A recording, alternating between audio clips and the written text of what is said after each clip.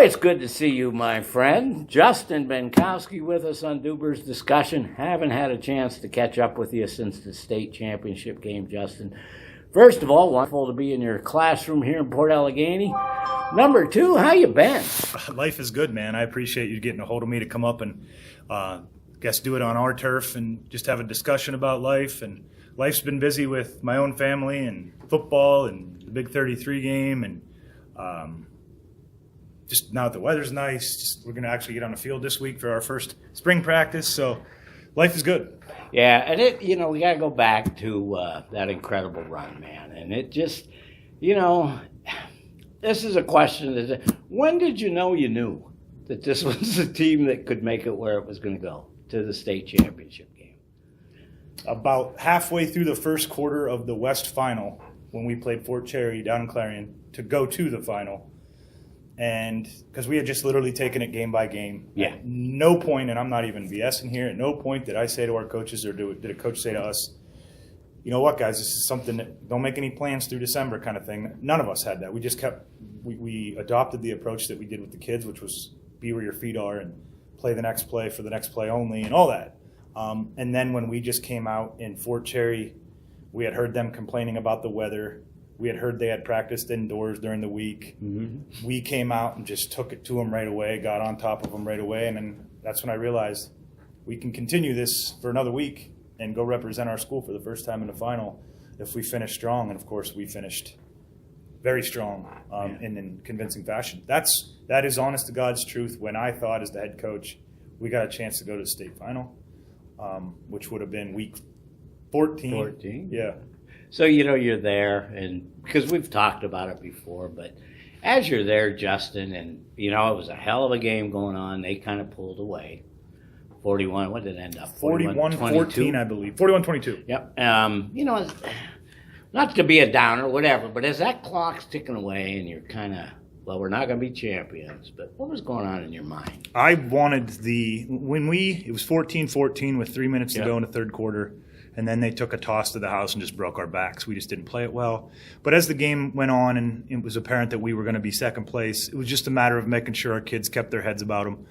Kids are often emotional creatures. Yeah. We didn't want anybody to do anything that was going to, dampen the spirits or, soil the reputations, because those kids had represented our school and our program for 4 years extremely well. So that was kind of my, making sure they knew how I felt about them, making sure they knew we truly loved them, making sure we appreciate that they just did something that no one else in school history had that. So that was my focus when it became, evident that it was going to be, runner-up instead of champ.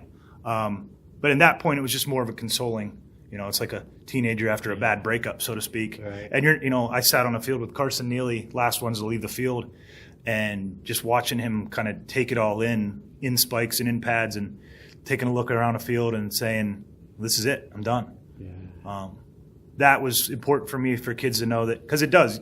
Friday was the next day of school. Kids were on to wrestling and basketball. Yeah. And next thing you know, I'm working in the school and I see them in passing, but you don't get that time with them anymore that you get in the locker room and in the weight room and on the bus. So, just ensuring that kids knew where they stood with us from a personal standpoint, to quote Coach Franklin, from a transformational standpoint, not a transactional standpoint, from that regard. Maybe an unfair question, but it just seems in Class A in particular, private, Catholic schools got the edge. Can we catch them? I think that we had the team that could compete with BG. We weren't healthy with Tristan being down. Mm-hmm. But one thing that we talked about as a staff and with the players, I've heard some grumblings of public versus private. Mm-hmm. BG has an advantage that we don't. They beat us. Yeah. They only had 11 guys on the field. We had 11 guys on the field. They played within the rules. We played within the rules, given back and forth and give and take. But at the end of the day, we just got beat by a better team. Mm-hmm. But I do think it's maybe not so much in football, but I do think it's an issue in other sports. Yeah. Especially basketball, I think is huge. But at the end of the day, I think we play a hell of a brand of football. Matter of fact, I just saw I'm dating you here, but I'm going to go about a week or two ago. I just saw you post the thoughts of the coaches of the 92-93 era when Carl DeFilippi, Coach DeFilippi, took Smethport to the state final. which was the first time in the northern part of District 9. Right. And just hearing, what Coach Haskins, what Coach Simcoe had to say, what Coach Carter had to say, and all those guys that I, knew growing up as a kid wanting to play high school football and living and breathing it. So that was kind of neat to see their take on it and the pride they had on it, because it's very similar. 1992, 3-ish, in 2024, 25, the support we got, the support they had, it was very cool and neat to see from that perspective. Yeah, and that's the one cool thing is once we get in so far, I mean, let's face it, there's not a whole lot of love between teams, fans here and towards the south of the district, but everybody was rooting for Central. Everybody from there was rooting for you. And again, that's what community, and as sappy as it is, that's what it's all about, man. When you can bring that many people together, it's just got to be, how are you feeling about that? I told the guys that I'm coaching in the Big 33 game with, and mind you, they're all 5 and 6A head coaches throughout the state. And when I described to them what we experience with either lower numbers or, maybe not a packed 10,000 seat stadium or anything like that, but it's probably more heartfelt and more genuine than what they're experiencing. And explaining that, that you could have robbed Port Allegany blind on December 5th. Yeah. Because you probably could have, robbed McKean County blind on December 5th. But that close-knit bond, we came back from Clarion after beating Fort Cherry in the West Final about 12:30 in the morning to a packed streets. Packed. I mean, it was freezing cold. Other communities brought their fire trucks, ladder trucks. We went into the fire hall for about an hour, and again, this is 1 a.m. Yeah, right. It's snowy. People just driven back from Clarion.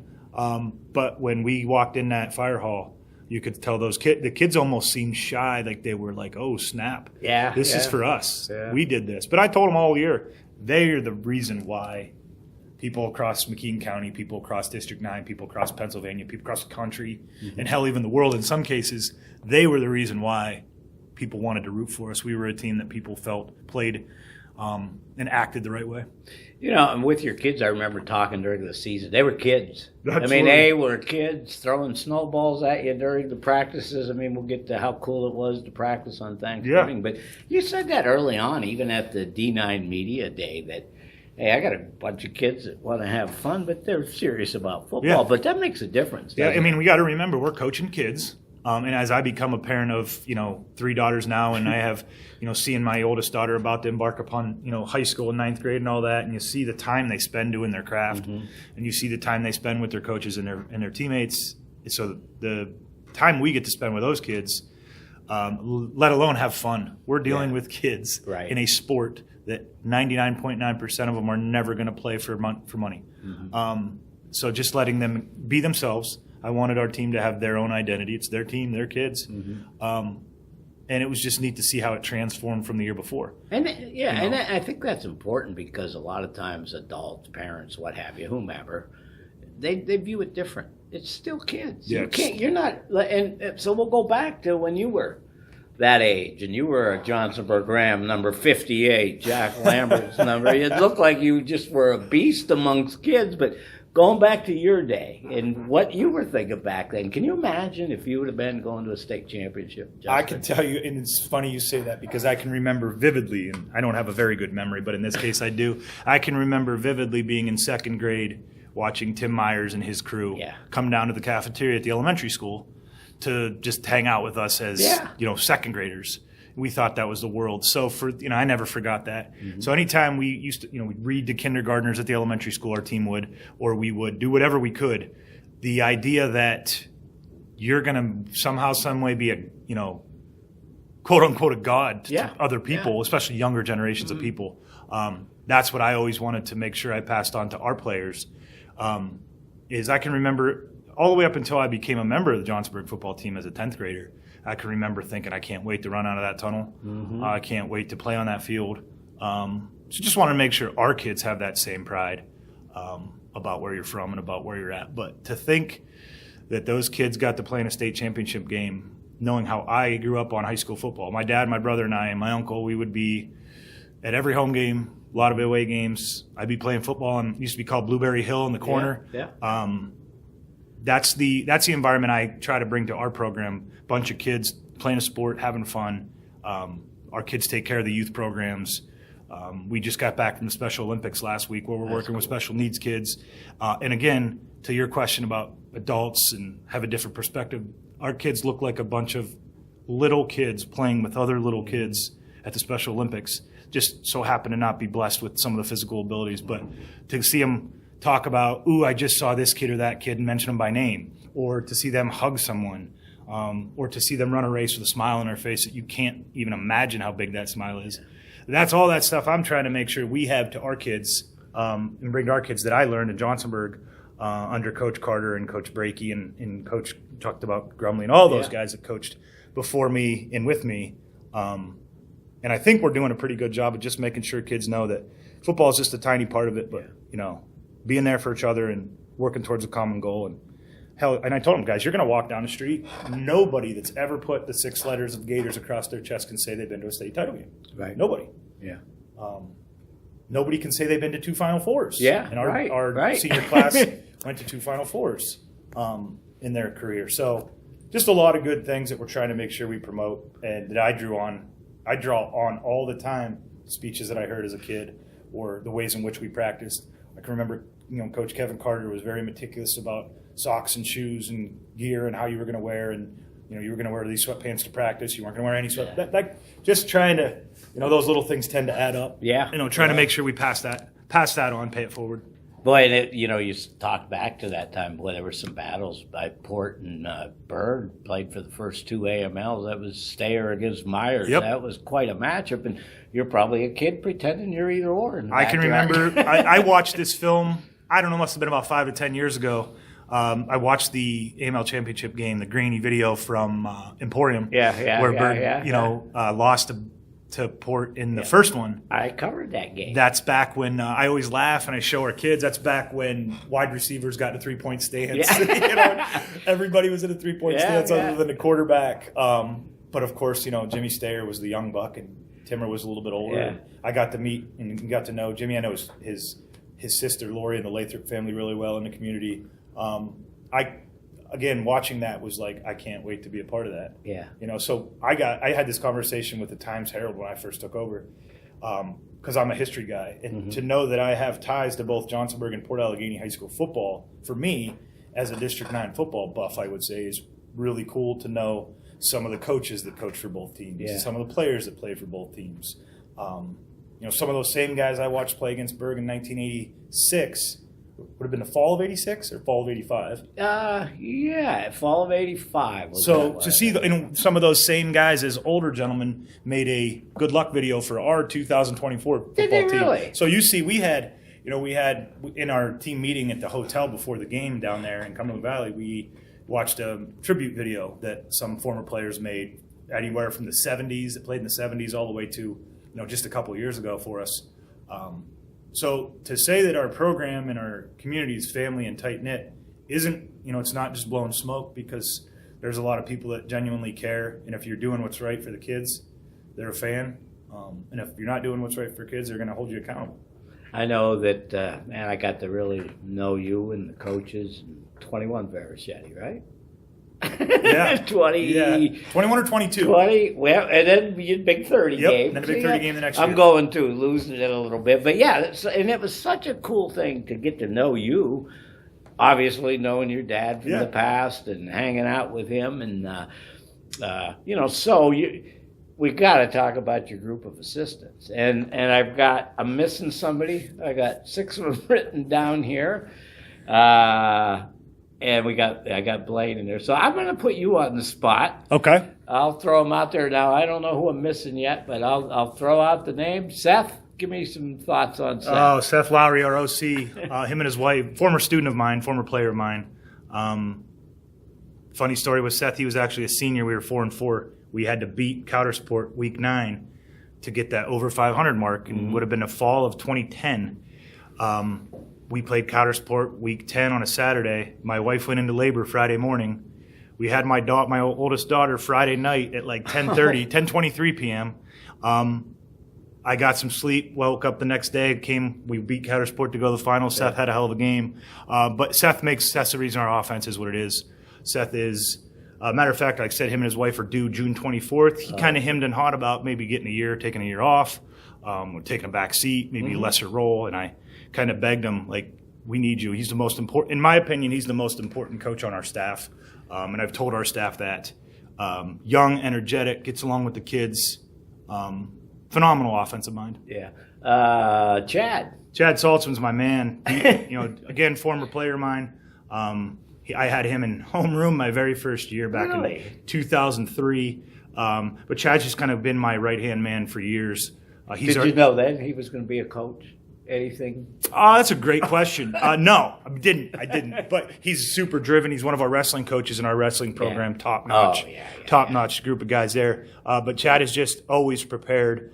I'm on the headset through Chad with another coach, and 8 times out of 10, based upon formation and scouting, before that ball is snapped, Chad's telling us what play is going to happen. Always prepared. Yeah, always prepared. I've had a chance to be on the sidelines and stuff. That's always prepared. Cool. Yeah, Kyle Bachman came on. He was a stat guy for us, probably back in like 16, 17, and then just wanted to learn more about football and talk about a guy that's dove head and shoulders into it.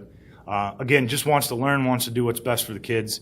He's always busting my butt for me to delegate things because I'm doing this or doing that. He's a guy that wants to help, and his dad is no longer with us.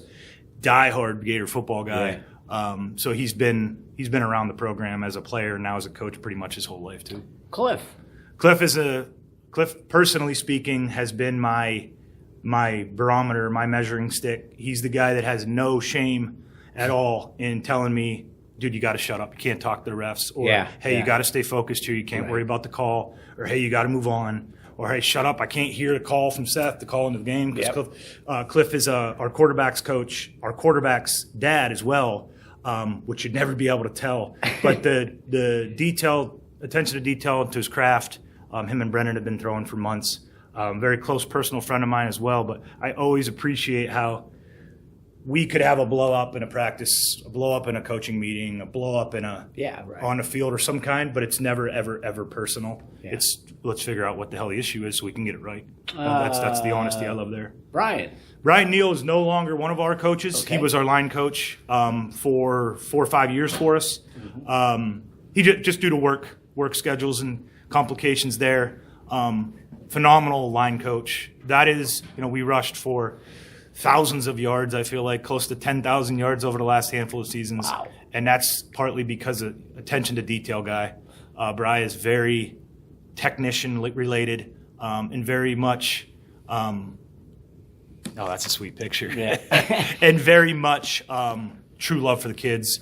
Just has a hell of a way of teaching without really raising his voice. And Bri's the kind of guy, when he talks, you better listen because he's not going to say a whole lot. Right. Yeah. And, you had Blaine along this year, and, of course, he was with you in that. Yeah, Blaine's been my guy because the way he approached the game as a player. Mm-hmm. A lot of times as a young coach, you know the kids, you played with the kids, they're not going to respect you. But Blaine definitely earns the respect through his work ethic.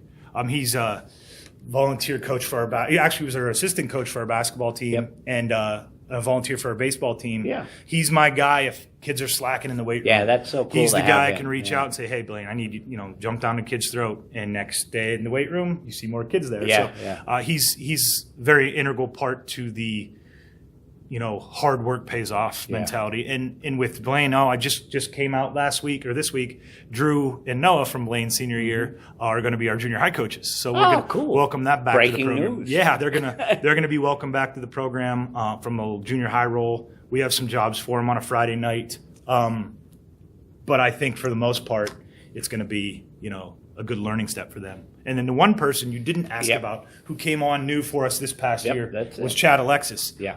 Chad he started out as a junior high coach, and then as the year went on, our other line coach and Bri had to get out of it a little bit, couldn't really do much of it. Brandon Ramos, our other guy, and Chad just stepped in. Chad drives over from Smethport every day, just wanted to be involved. They had a coaching change, so different things came out in the wash over there. And he's fallen in love with it. He can't. He fits in with our staff. He wants to learn. He just went to Penn State with us a couple weeks ago to spring practice, just looking to absorb everything, everything he can about football. That's so cool because you're just seeing that how did you get into coaching? I got into coaching when I came to Port in 2003. Tony Flint hired me as our superintendent, and I started coaching basketball that year. For my first year, I helped out as a volunteer basketball coach with Bob Rodenbush. And then Nick LaBelle and I coached baseball. Nick's now principal at Eldred.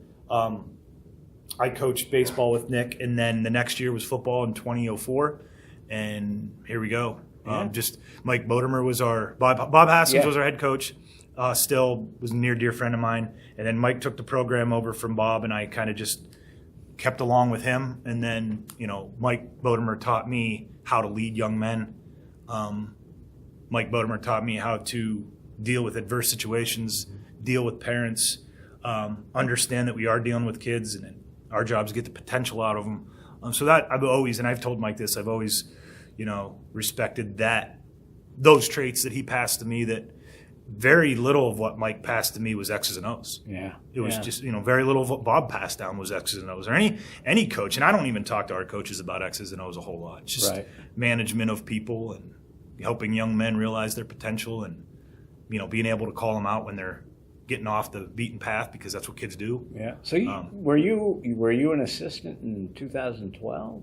Was that 2012? I was a defensive coordinator when they went to the Western Finals? Yep. When we went to the Final Four against Clairton, I was our DC at the time. Matt would have been Matt's senior year. Mm-hmm. Okay. Who's over at Kane now. Yeah. Matt's actually coaching the Verchetti game with Jake Heigl. That's cool. Matt will be the OC in the Verchetti game, so cool. That'll be cool to watch, because there's another Port product that is, in talking to him, he's adopted Kane football program, and he's trying to turn it into what he knows, which is close knit, take care of people, let your kids see you in action, bring your kids to practice. So that's good. I'm glad to hear that. Yeah, it was nice last year when I was up at Kane. It's like, well, one of you, him and Mr. Barber were there. I hear one of you is the head coach, and I think he just grinned at me, and it's like, welcome aboard, buddy. But that's cool to see that youth again. That's what drives us. It's cool to see when we played Kane at home this year in our homecoming game. Yeah. And we happened to, just outmatch them this year. That's going to change in future years, but it's just very neat to. We had our soccer game. We started a tradition where boys or girls host a soccer game at 10 a.m. Mm-hmm. And then we have our homecoming game after. So before the game, we got this, chance to sit around and talk with Mike and Matt. But then to coach against Mike and Matt is, it's one big family unit. Like you'll see them at a family party or a wedding or, whatever we're at. Love them like they're my own. I'm the whole family. But Mike has given me that freedom in Port Allegany. Of course, he's retired now. Coaching with his son. Yeah, that's cool. But he left a long-lasting impact on myself, and a lot of my coaches played for him. A lot of my coaches are just a handful of years younger than me, so, in the late 90s, early 2000s, early 2000s, Mike was their coach. So it's people tell me all the time, I'm surprised your staff has stayed together so long. And I just think we're all in it for the same goal, kids. There's nobody that's big time in anyone. There's nobody that's stepping on my toes. There's nobody that I don't like to micromanage. I give everybody a role, and I want them to do that to the best of their ability. And I think that's what makes it work amongst all of us, because, as I said, some of the coaches, mainly Cliff there, will be brutally honest. And it's it's football. Yeah. It's football. And sometimes I need to be checked, and sometimes I don't do a good job of checking myself. When the referees come over, they ask who the get-back coach is. Before the game, I'm fine. I tell them all the time, I'm fine. You don't worry about me. I'll take care of myself. Well, things happen. Things change and emotions stir. And sidelines can get a little trippy, too, at times. Yeah. You've got a unique distinction. Your prowess at Johnsonburg got you into the Big 30 game. You refereed a Big 30 game, correct. Did you not? 2017. And you were a head coach. So let's go from coaching. Now you're going to do reffing for a while. What was going on? I got out of coaching in 2017. 16 was my last year of the first stint. My wife was pregnant with our third daughter. Actually, she was not pregnant yet. I got out of coaching. I coached in the East-West game in 2016, which is the sister game of the Big 33. And those are on the 18th. Folks. Yeah, that's this coming Sunday. Yeah. Yep. So I coached with the head coach of North Hills out of Pittsburgh, north side of Pittsburgh. He was our DC in the game, and we just kind of hit it off. And there was a social studies opening at North Hills, so I kind of thought, you know what? My wife and I had Liv was 3 or 4 at the time, and Soph was 5 or 6, 2 kids. I applied through back channels, through whatever, through connections. I got myself an interview, got myself a second interview. Didn't work out in the end, but then we decided to, at this point we're talking. It's June. Yeah. And I had already told our principal, like, I'm done. Yeah, I'm burnt out. yeah, Like, I mean, I'm looking to maybe move. They were really supportive. Didn't work out. My wife and I got pregnant. We had our third daughter, Ella, in August of 17. I refereed. Had a blast. Loved it. Some of the same guys that will give me sideline warnings and throw flags and tell me to shut up or be quiet or get back were some very good dudes to work with. Yeah. And they're great referees. Just in that 2-hour window, I disagree with them. But I had a good time. I worked every week that year. There's ref shortage. Made a quick buck doing it. And then some of the coaches just came knocking at my funny story. And this tells you, this is a credit to Pat Warnick, the head coach that I took over for. When I got out, he got in, and then I took over for him. Mm-hmm. Him and Chad, we were at a meeting. Chad, myself, Pat, we were at a football meeting, want to sit down and talk ball. Mm-hmm. And this is the ego that Pat doesn't have. Pat Warnick and Chad Saltzman show up in my basement. Hey, we need to talk. Okay, what's up? Come on in. Had a beer or two, and Pat talked about, hey, I'm going to step back. This isn't for me. Work. He's got a grandson. Sure. And I want you to get back in, come back in with me. So I came back in with him. He was the head coach. I was his OC. And then the following year, he got out, moved on. So that's just another testament to people that there's no ego. Pat had every opportunity to tell me, you got out. Screw you.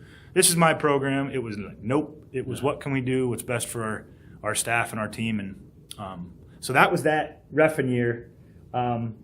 I got the itch, being on the sidelines. Yeah. How did they call you? You did such a great job. The Big 30 said, hey, buddy, we need you here. I don't know how that worked out, but they asked if I'd be interested. I'm like, heck yeah, that'd be neat. Todd was coaching Kane. Kane was the big Pennsylvania side. And then I can't remember. I think it was Franklinville. Ellicottville was coaching New York. So at that time, it was Bartozak before he left for Salamanca. So it was some pretty good coaches. And it was neat. But after that, I proceeded to of course, ref that fall, and then I needed some more football. I wasn't ready to get out, so I thought, and my wife, of course, my wife and kids gave me the go ahead. Oh, that's important. Yeah. So you're reffing. What did you pick up anything from reffing? I mean, it's hard because in the drama, what I picked up most is how much coaches don't know the rules, and and it's almost and. I say that on one side of my mouth, but at the other side of my mouth, it's almost a detriment to me because there would be some times where I would say some things. This is in the current span of my coaching career. Yeah. I would say things to refs because I knew the rules. Because Barry and Bob Boyer and Dan Boyer and Scott Easton, all those guys were great. They were great to work with. They knew the rules, and when I had a question, they'd ask or answer it. And then sometimes I would make comments about that's not this or what about that, and you'd get that look like who the hell are you, So knowing the rules sometimes was a shortcoming, but the amount of coaches that don't know the rules, that's probably the most alarming thing to me. But the refs always talk to me. There's, hey, when you coming back to the dark side? And I don't, the dark side. I don't know that I would ever close that door because I had fun, and the bitching and screaming didn't matter to me. That's the same thing as coaching, teaching, whatever. Mm-hmm. But it was a cool experience. Definitely neat to see. Like, all right, man. Like, you got to remember, refs are paid to do a pretty thankless job. Yeah, we're already short on them. Yeah. Okay, I'm going to put you on the spot here a little bit.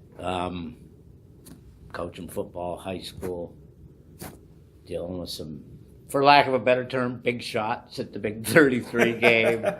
Meeting college coaches. Is there any part of you that might look to take coaching to the next step?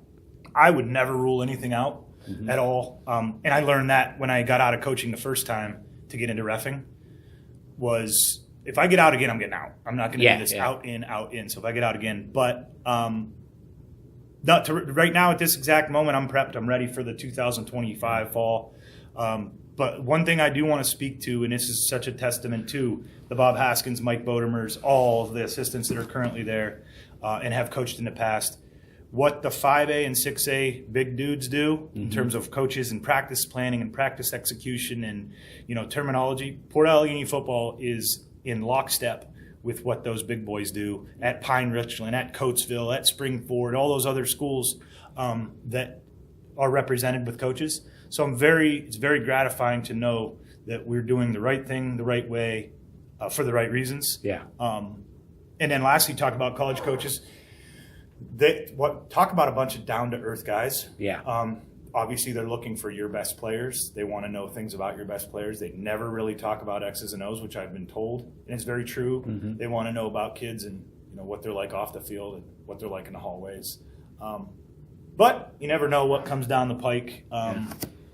With my daughters and my wife, I want to be in their day-to-day lives. I don't want to be in that, how was school this week because I'm in a different community or what have you. No, and you see that. I mean, you see like a James Franklin and just different guys, man. It's like, so that's. They have to go to a lot of different places. And we're not being mushy, but those girls mean everything to you in that house, don't they? Yeah, as a matter of fact, when I went to Big 33 practice, I left on a Thursday. Yeah, I got out of school Thursday at like 2:30, 3 o'clock, drove down to Mechanicsburg, and then didn't get home until – so I saw them Thursday morning when I left school and got home Sunday night about 7 or 8. Yeah. And that part was awful. That's the part that's brutal. I got to be – my family is everything to me. Yeah. But that aside, I don't really know about relocating. I don't know about that part because – I love where we're at, and our friends and our family is close, and family is obviously important to me. So, where I'm at now is in a perfect situation. But to answer your question, I don't know. Yeah, it's because I just ran into your dad a couple of weeks ago and got him doing a peace sign, and it's just so cool to have that Johnsonburg foundation with you too. I mean, again, we can talk corny stuff, but this ain't corny stuff. You are. Just growing up in that town, and I'm so happy for you that you found a place just like that kind of justice. I can ramble off so many different people, whether it's getting an email from Judy Allegretto, my high school math teacher, who's now the elementary principal, or Jim Grumbly, who was my elementary school 5th grade teacher. Always talked about how our class was one of the most competitive classes. Or if I ever run into Bob Grumley, who was my high school principal, or different coaches I've had, different impacts I've had. But there's one thing, man, and even when I look at Facebook posts of former high school friends and teammates and such, they're paying it forward just like people before us. It's just a way of, and I said this to you when we talked, or I said this to somebody when we talked. It's just the idea of you just go to work, and if someone needs your help, you put your arm around them and you help them if you can. Yeah. And you move on and you just go about your way and treat everybody right and be happy with your life and the small town community, because inevitably, whether it's a house fire, a car wreck, expected death of any kind, you have a village of people that are knocking on your front door within minutes, seemingly.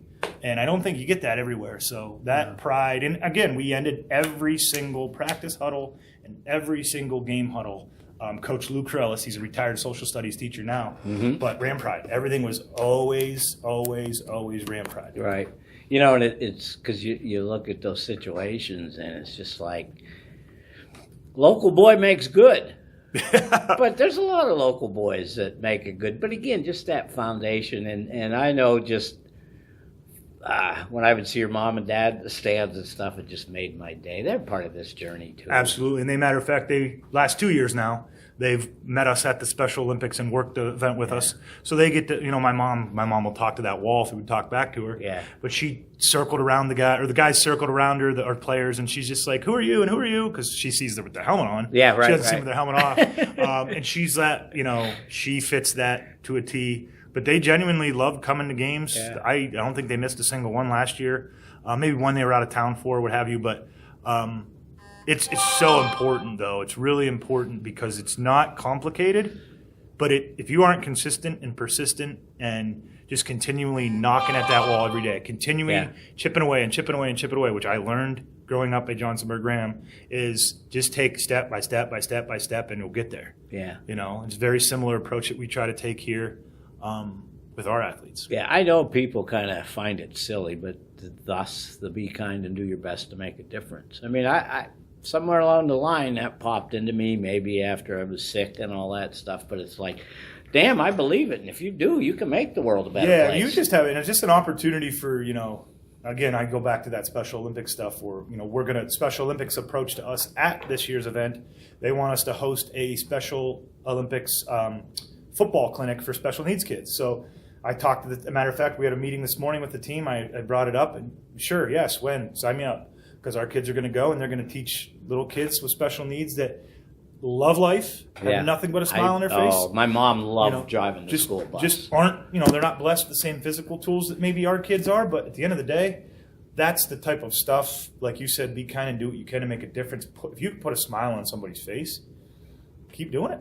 Yeah, well, you put a lot of smiles on people's faces. We're trying. Like I said, when I first met you guys, next thing I know, I'm part of this family. It's like, holy cow, this is quite a family. And then you started sending me peace signs from you guys throwing axes and just cool stuff. And I did feel like a Gator. I feel kind of bad I missed out on the run this year, but other situations were part of that. So, yeah, it's just cool. Now, advice to kids that, well, that's a tough thing to say, advice. I mean, now we're old. We can I guess, do that kind of stuff. But, you got a program to run here. How are you feeling about things and getting kids to be part of that, Justin?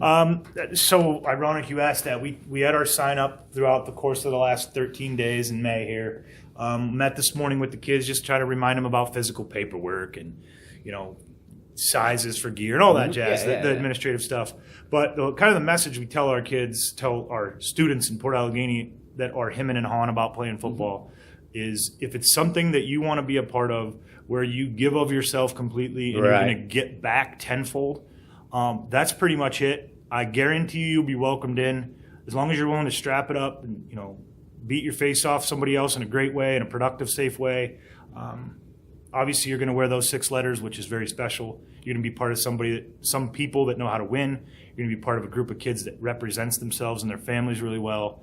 And it's just a positive light. When you think about Port Allegany football, you want to puff your chest out a little bit, not because of 14-1 last year or whatever the Final Fours or district championships, but because when there's a storm in town, our kids are going to be there to clean it up. That's a fact. When there's somebody that needs, an elderly couple last year needed help moving out of their house because they were moving, we were there to help. Okay, when people have something they want moved or constructed, CareerLink had a Potter County CareerLink or McKean County CareerLink had a job fair last summer. Needed help setting up tables and chairs. That's us.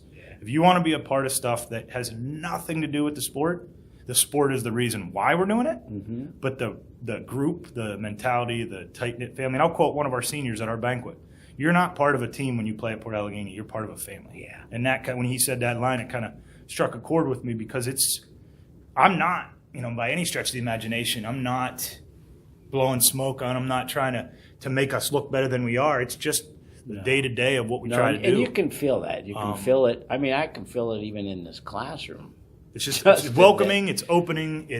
You got to pay a price. Yeah. You got to do what you're asked to do the right way. And we talk to kids all the time. Maybe it isn't for you. Yeah. If you're somebody, but I do tell kids we have a phenomenal music program in our school district.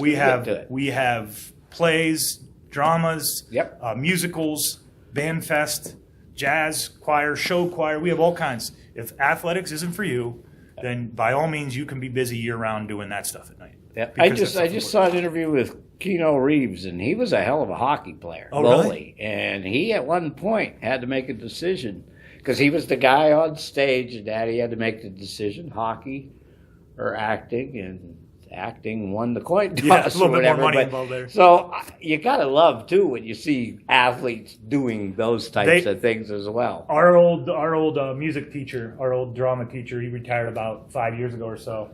When he asked me to be in the musical, so it was the musical Newsies. Newsies was about a 1900 era New York City, that they have the little caps on and the suspenders. And I had a small part in it where I had to push a kid down because he wasn't doing what he was supposed to do. But the point of the story is I spent all week at night from 5 or 6 till 9 or 10 every night that week.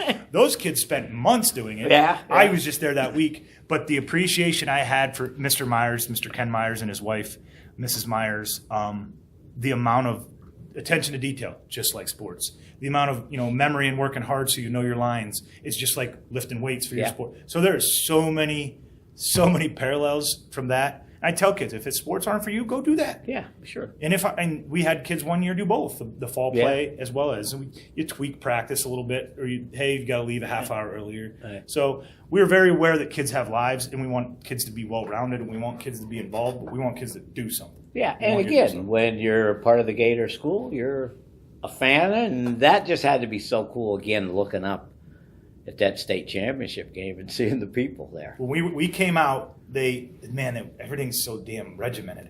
We weren't allowed outside of the school until 12:50, and then we got to the field edge of where the track meets the field, and they had to do the introductory videos. So we're just like, let's go. Let's go. I know you got to be. I'm watching on NHA, and it's like you could just. So we sat there, and when they did those videos, and I'm sitting there with our captains in the front of the line, and we're watching the video board, and you're hearing all the cowbells and all those things from our side. The only thing that stunk about the day was the wind. Yeah, it was bad. The wind. And when I went down to Cumberland Valley for a big 33 practice, it was windy as hell. But other than that, why would you not want to root for a kid wearing Port Allegany football? Yeah. They're doing other sports. Some of them have jobs. They're lifting weights before school. Some of them are dual sporting in the same season. Some kids are going to camps for one sport during football, and it's all great. It's all to make themselves better. Why the hell wouldn't you want to root for a kid like that? Yeah. I mean, when I got back into this stuff after, 20-something years being a big shot in the magnet business and running campgrounds and whatever, when I got into one thing that, I don't know, really hit me was I just see more compassion from kids today than maybe I even had. And I think they get a bum rap sometimes from people. I'm not speaking all kids, but I think, Justin, we've got a generation of kids that care, and being part of, Port football and everything, I have a lot of hope for what we got. I just had this conversation. I have 5 kids in my contemporary history class, 4 seniors and a junior, and I just had this student actually ask me about my value or how do I rank, how important do I think empathy and sympathy are. And I said, matter of fact, that is probably one thing kids hear me say more than anything is my bad, or that's on me. Mm-hmm. Because the kids, I don't want to hear, and I'm 44, so I don't want to date myself. I'm 44 years old. I don't want to hear kids these days. I know, that drives me nuts. Kids these days, they aren't respectful. Kids, and there's always, I know a lot of people that are older than me or my age that weren't respectful. Right. That were a jackass of some kind. Exactly. So there's always exceptions, but do kids want to work hard? Absolutely. Yeah. Kids want to work hard. They want to work hard when they know you give a damn about them. And give a damn isn't, I want you to rush for this or catch this many or throw this many or block this many. Mm-hmm. It's just a matter of being a good person. Be respectful. We talk about it all the time because double sessions are before school starts. Lay a foundation with your teachers. Sit in the front of the room, treat your classmates, go to volleyball games, go to soccer games, because they're coming to yours. Yeah, they're coming to yours. And, cheer everybody on. Be appropriate at pep rallies. Don't be a bump on a log. Don't be a jerk. Mm-hmm. Don't be condescending. But I think with kids, I've found in my 22 years of being in education is they still want to work hard. Yeah. They still want to be challenged. It's human nature to complain. I wouldn't certainly put that on kids. I'd put that on humans in general. No. But the other day, I would say to anybody that's listening that's a parent or an adult is I would say we need to make sure we do our part to bring the best out of the kids to what they are interested in and to what they want to do and make every opportunity that they can have available to them, give it to them. Yeah. Make them work for it, make them earn it. Because 9 times out of 10, I've found that kids want to do something that is interest of them. Yeah. And it doesn't have to be our way. Yeah. Right. I mean, I don't know how many countless kids on the phone that I think to myself, sorry, buddy, if we'd have had them when we were kids, I don't know what to tell you. I guess I don't put a lot of stock into back in my day, the whole walked up to school. I could go on a whole rampant about sports back in my day. And I think kids want to be demanded of. Kids obviously don't want to hear you criticize them, but at the end of the day, when you've developed that relationship with them, and when you've developed, and for me, pointing to my classroom, being a teacher and seeing them from 7th grade up helps. Yeah. But they don't want to fail. They don't want to be a jerk. And at the end of the day, I would say that some adults need to check themselves too. It's not just a kid problem; it's a societal problem. Yeah. And it's it can't be. There are some issues, man. It has to be my way because I'm the head coach. And Yeah, I hate right. that line. Yeah, come on. I hate that line. But I have to be in charge of whatever that case is. Then we're going to do it this way because this is what we're going to do. We're going to wear this, or we're going to leave it this time, or we're going to lift it this time, or whatever. But for the most part, you've got to get an investment from everybody involved. Yeah. You know, when you drive a car, it's not just the gas pedal. Yeah, doing the right, work. right. There's got to be so many moving parts that work to it. And the same thing in football. You ask questions about those coaches. Every one of those coaches from the bottom of the list all the way up to me is just as important as I am because they got a job to do. I just have to be the guy at the top. At the top, The same thing with kids. You know, you talk about Carson or Yuso or Aiden or Nick or Brennan, all those studs that we have on our team. Yeah. They have to, there's got to be somebody that's on, we call it the bomb squad, the scout team that has to read the card to execute Red Bank Valley or Fort Cherry or Bishop Guilfoyle's offense. You need them. They're important to your team. Yeah. So if you can guys give those guys that level of interest, I would totally disagree with my generation and the generations above me that say kids don't have what it takes. Yeah, no. You might need to draw it out of them a little more, Sure. or you might need to deliver your message. And one thing I found in teaching is I got to deliver my message a little bit quicker because the attention span isn't that long. But that's on me to do. Yeah. Kids are supposed to, they're resilient and they'll adapt. But it's not, my job's not supposed to be made easier by kids. Right. My job's to make kids easier. And we were both kids at one time, and sometimes the world need to be lit under you. Absolutely. Whether it's poor behavior. One thing we don't really deal well and do at all. I shouldn't say at all because kids and coaches sometimes can be idiots too. But for the most part is disrespect. That's not something that can fly. We don't need to, make any negative comments. We don't need to do anything but play our style of football. We do our talking with our physicality. But there's nothing worse than if a school resource officer pulls me aside or a teacher pulls me aside and says, "Hey, Bob Parana's doing this in class, and I need you." Okay, we'll talk. Yeah, we'll just have a conversation. Instead of just flying off the handle. I don't want to fly off the handle because it's just what's that? And it's kind of like, what do I solve when I fly off the handle of referees? Nothing. Other than I get screamed at and once in a while I get ejected. Nothing gets resolved. No, I was told once by an older fella, there's 3 sides to every story, yours, mine, and the truth. Yeah. Sometimes there's a fine line, isn't there? And with kids, you have to just make sure that you develop that trust with them. The amount of kids that have told us coaches, over the years, not just thank you, but whether it's coaches that are all into hunting and they have that rapport with kids. It might not have anything to do with football. Sure. Or we have coaches that are talking about, fishing or wrestling or professional sports or chemistry class or food, whatever it is, conversations aren't much about football. But then when it's football, it just happens to be that glue and that adhesive that brings us together. There's so much more to these kids that is awesome. That is not. It's so good to hear. It is not negative, and it is not. I know a lot of lazy adults if we want to go that route. Yeah. You know what I mean? Yeah, I know. Tit for tat, so to speak. Parenting. Now you're a dad. So the dad, how about from coach to dad with daughters playing sports? I will tell you this. My daughters know, where my wife Ashley and I stand. They know you're going to work hard. And we always tell them there's 3 rules. Okay? Do your best, be coachable, and not take any criticism that they have to give you, and have fun.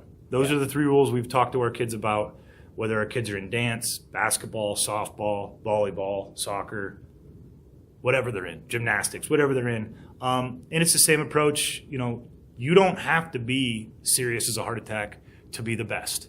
You have to work hard. You have to have fun doing it, and you're going to do what your coach tells you to do and the best that you can do it. And that's kind of been the approach that my daughters have adopted. And kids are going to be in the environment you allow kids to be in. So if I allow my daughters, my wife and I allow my daughters to be a slacking athlete, why is that the kid? Yeah, right. Or if my wife and I say to our daughter, "Hey, you don't have to go to that voluntary volleyball workout tomorrow night." What's that? That's not Sophia's fault for not going. That's Ashley and Justin's fault for not letting her know. And I'm not saying you're going to go and that's it. Right. It's just a matter of you are committed to a team. Yeah. And so parenting for me has been just like sports. It's a commitment. Yeah. I wanted to have kids with my wife, and we want to have a family, and I have 3 beautiful, healthy daughters, and we approach it the same way. We have a lot of fun, but it's like coaching. It's just like teaching. It's like life. There's an opportunity to get something done. We got to get it done, and then we're going to have fun. For me, it's a little difficult being, dad, then there's my wife, female, then there's my daughters, female, female, female. But people ask me all the time, didn't you want a boy? No, I wanted healthy babies, and I got healthy babies. Girls are really cool, really strong, really independent, very prideful of that. We try to make sure they know that, I talk because I coach girls junior high basketball in the winter, and 7th and 8th graders always talking about how boys are awful and boys stink and boys suck and all that, jokingly, because, it's you throw like in basketball, if I have one of my players, a girl that has a terrible pass or a lazy pass, stop playing basketball like a boy. Yeah. We're not prima donnas. Right, I often find that girls want to work their butts off. Yep. Girls want to work their butts off. Now, you better make sure they know you care. Yeah. Because they need that, and that's totally cool, because some boys need that too. But I don't subscribe for a second to anybody that's coached boys and girls. I don't subscribe for a second that girls don't want to win or girls aren't serious. Right. I mean, it kind of goes what I told you. The 22 team with Blaine, Drew, and Noah, and the 24 team with Aiden and Carson and Yuso, two completely different teams. Yes. Yeah. And both had success.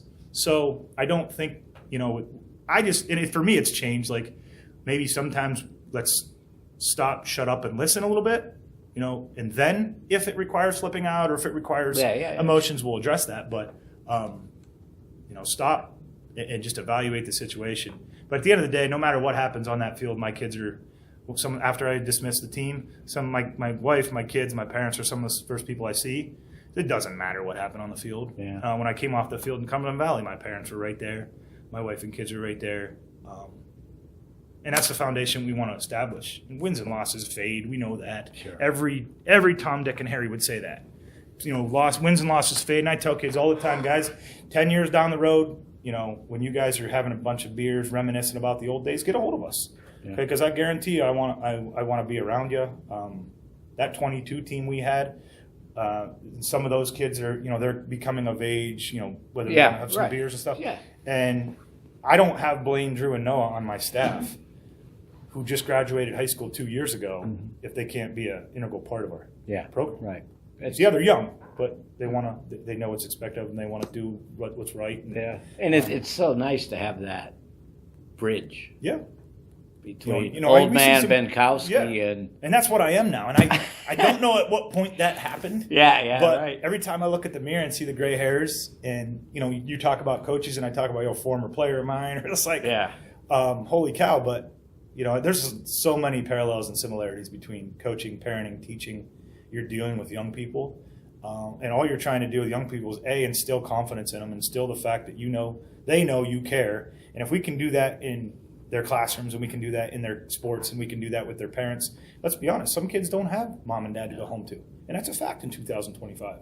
It doesn't necessarily mean it's bad, good, or indifferent, but it's a fact. Yeah. So that nuclear family that I grew up with, mom, dad, and brother, 2.2 kids and a white picket fence, so to speak, isn't the norm. So sometimes the amount of phone calls or messages that I get about things that are life altering, and if I can just be that ear on the other end of that phone, or somebody to pick them up if they needed a ride, or take them somewhere, or unfortunately sometimes funerals, glorious, sometimes weddings. So I think that stuff is a byproduct of how we try to do our program, how we try to run things, how we try to kind of just be around kids. Yeah.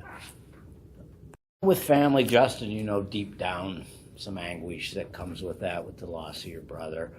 And of course, we had talked how he was there with you that day, but just some thoughts about that and how that's changed maybe your perspective. Is that fair? Yeah, question? Absolutely. Perspective-wise, when I go backwards to March of 24, when we found out my brother passed, it really opened up not just March of 24, a couple years previous, I said to some of my colleagues, mental health is real, and I've realized that stigmas can get in the way of people getting help. And my brother, of course, passed away. He wasn't mentally healthy, and took his own life March 17th of 2024.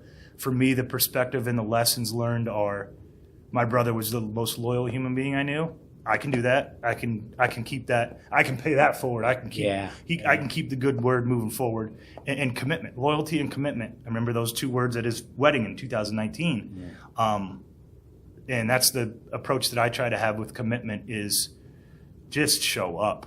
be here. That's what my brother always had a job. My brother was always at work, always there for the people he was affiliated with.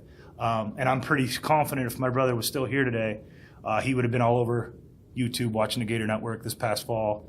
Hell, he may even, flew in for a game, but I have no doubt he was above. And that's 26 kids. We had 22 in pads. My brother had a hand on everybody from the perspective of just making sure that if you want to make a poor choice, think about it. Just stay straight and narrow. If think times are tough, ask for help. I tell that our kids, mental health is real. If you have an issue in this barbaric, very manly sport of football, at the end of the day, guys, like, you have issues, let's talk about it. You can always come to me. I've had kids come to me with all kinds of issues, and I kind of, in the last year or so, I kind of feed off of, I didn't get the opportunity to try and help my brother through what he was going through just because of time and distance. But if I can do that now, that's still a long-lasting impact that my brother, could make, would make, and I should make, because family is important. And, I get to see my mom and dad deal with losing their firstborn son. So for me, it's an element of trying to get kids to realize taking advantage of opportunities, because you never know. That's a fact. And I'm not going to say to the kids, guys, this happened to my brother, and this is what you should do. Right. But it's just, hey, you're going to encounter some days where you're just thinking to yourself, oh, snap, how the hell do I get through this? But you do. You just put that one foot in front of the other and you get through it. You talk to people, you cry with people, you hug people, you high-five people, find someone that gives a damn.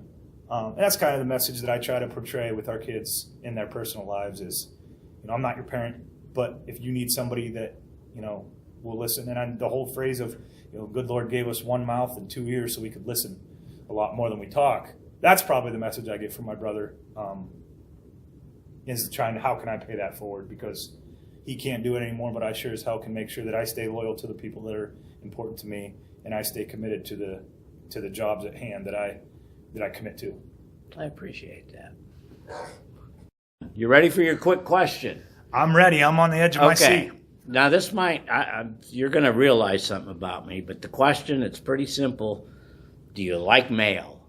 I love mayo. Oh, God. I love mayo. I got to have mayo on my hamburger. I got to have mayo on my Italian sausage sandwich. So you're one of them. I got to have mayo. Yeah, so I got to have mayo on my sausage sandwich, hamburger, and any kind of cold cut sandwich. See, whatever it is, I still have I could make myself almost sick. There's a YouTube video. Could change your mind. It's a lady. She's guzzling down about 8 quarts of mayonnaise in one sitting, and I literally gag watching that. But it just happened to be the question. But as you can figure out, I'm not a mayo guy. I can take mayo. I can't take Miracle Whip. There's a difference. All right, let's define then. All right, my friend, you get to throw one at me. All right, so I thought about this when you asked me about this. I thought to myself, a guy that you talked about observing AML football in the late 80s and throughout pretty much the entirety of the AML until 2013, 14 or so, whenever it ended. Great Eisenhower teams of the 90s with the Whitties, great Smethport teams with all of their talent that they had. Some solid Port teams with, like we talked about, with Stayer and with Sean Bidwell and with Sherwood, Dickie Sherwood, and you talked. Johnsburg had their studs. Timmer Myers and his clan, and all the way through the 90s when I played. So my thought process for you is, who is the best District 9 high school football player you've ever seen in person? In person? Not what they did at the collegiate level, not what they may have done at anything else. Now, can I go from when I got back into this in 2008? Anytime from the mid-'80s to today. Don't want to anger anybody because I have so many, but probably going to go, it's almost a toss-up, but I got to go Dom Allegrado. From Ridgeway? From Ridgeway. He was such a part of everything. And the thing that I remember so special from that kid, now I'm not blowing smoke here, is when they played Clarion, they were down at halftime of the district championship, and that kid recovered a fumble on the kickoff.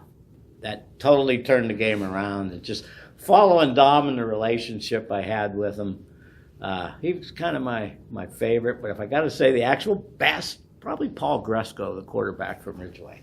Really? That kid was a genius. Mark told me, that when Mick Delhoney presented him the plays, the kid had him for like a half hour. He could spit them all off. He just had something. Oh, that's awesome. So I'm going to have to go Gresko with pure quarterbacking talent, but Dom was I'm not going to lie to a you. little bit of everybody. As a Johnsonburg alumnus, Now, that hurts my heart that your two favorite people are Elkers. It could have been Justin Bienkowski at one point. And obviously Timmer's up there. But I have to give my brother David credit. Okay. He was a center during that time. But Gresko just made an impression, just how he was able to pick up the game and his knowledge. Good for him. And Dom was just one of those guys. So I probably angered people. Especially because they got to deal with Coach Mark Heindel. I mean, that's in itself. Talk about that a little bit. He's kind of helped you get moving with this PA coaching. Yeah, thing. Mark came to me 2 years ago. Mark and I got to know each other way back. I remember vividly, him and one of my roommates at the time were taking grad classes in Port. So they'd come over to the house and just BS a little bit. And then, of course, getting into coaching, and we butted heads a while. And then he reached out to me about 2 years ago and said he was going to get out of the PSFCA, the State Football Coaches Association. And he thought that, I would be a good fill-in, to move it forward. And so I got voted in by the coaches in District 9, Davey Eagleton and I. Mark's one of the first guys that I got a text message from after a big win, or when we just started getting over the hump in like 21-ish. Mark would be the guy to tell me, hey, we beat Keystone for our first playoff win in a while. Hey, you got this, keep it rolling. Talking about different scheduling things where we're venting towards each other. Matter of fact, we just communicated last week about setting up a junior high scrimmage, and I think the world of Mark Heindel. He's been doing it for almost 20 years, not maybe just shy of 20 years. He had to take two very, very nasty towns towards each other and bring them together. You were part of that. Yeah. I'd probably go to prison if I told you some of the things that we would do back and forth. Police escorts with buses. Yeah, I can't remember. I was terrified of getting eggs thrown at me for about 3 years after I graduated high school. But Mark took those two rival programs and made them as one and just went on a roll there in the mid to late 2000 teens. Always has had good people along his staff that know the game. Mark holds a special place in my heart because he's supportive of District 9. He's supportive of people that want to do good things for football. And Lord knows he's taken a beating, being in charge of two different towns. But, they're coming back. Yeah. They're not going to anybody to look by.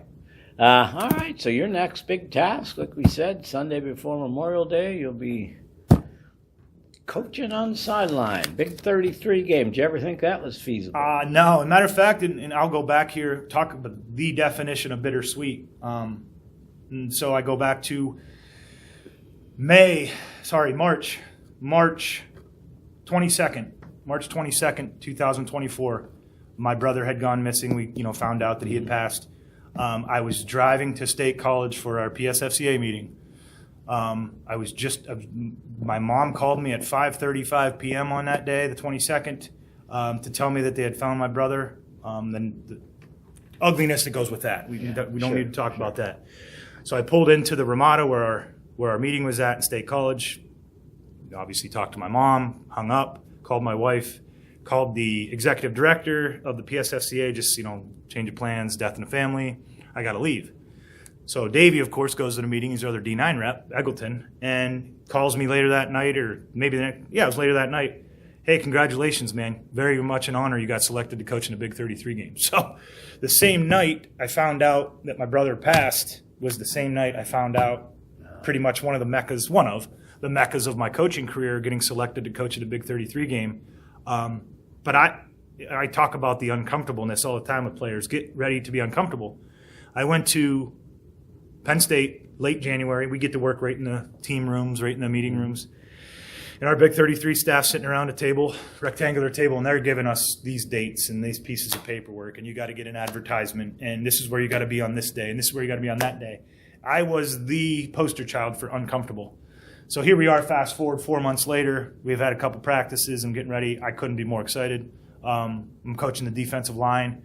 There's some players on the defensive line, great people to be around, talking about, we got kids on there that have 4.5 GPAs. Yeah. We got kids on there that are going to Princeton.